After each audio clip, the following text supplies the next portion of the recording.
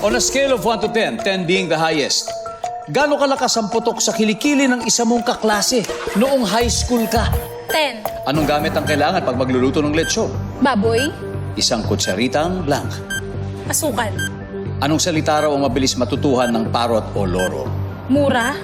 Sa gabi, ilang beses kaya nagigising ang 60 years old para umihi? 3. Let's go, Johaira! On a scale of 1 to 10, gaano kalakas sa putok ang kaklase mong noong high school? Sabi mo 10. 10. Nandiyan ba ang 10? Sir, come sir! Meron!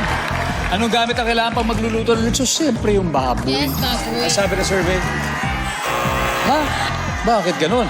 Isang kutsaritang asukal. Ang sabi ng survey? Nice one. Salita na mabilis matutuhan ng loro, sabi mo yung mga bad words or mura. Ang sabi ng survey? Ha? Wala!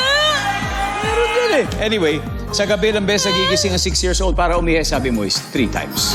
Ang sabi ng survey. Nice one. Good one. Nice one, Johaira. Let's welcome back, Arian. Hi, Arian. Eto na. Yes, Okay. ito na po. Yes. Ang iyong teammate na si Johaira ay nakakuha ng 92, ibig sabihin 108 to go. Okay. At this point, makikita na ng viewers ang sagot ni Johaira. Give me 25 seconds on the clock. Good luck. On a scale of 1 to 10, 10 being the highest, pinakamataas, gaano kalakas ang putok sa kilikili ng isa mong kaklase nung high school?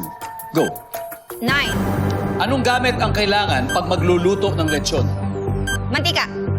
Isang kutsaritang blank. Asukal. Bukod sa asukal. Asin. Anong salita raw ang mabilis matutuhan ng parot o loro? Pass. Sa gabi, ilang beses nagigising ang 60 years old para umihi? 2 beses. Let's go! We need 108. So, scale of 1 to 10.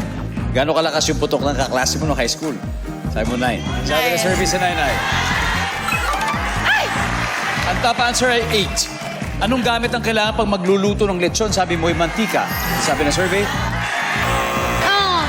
Ang top answer ay uling. Opo. Okay? Isang kutsaritang asin. Ang sabi ng survey ay? Yan. Asukal ang top answer.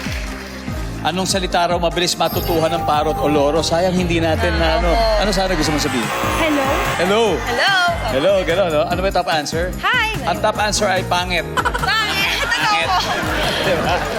Sa gabi, ilang beses nagigising ang 60 years old para umiya. Sabi mo 2. Ang sabi ng survey? Yeah.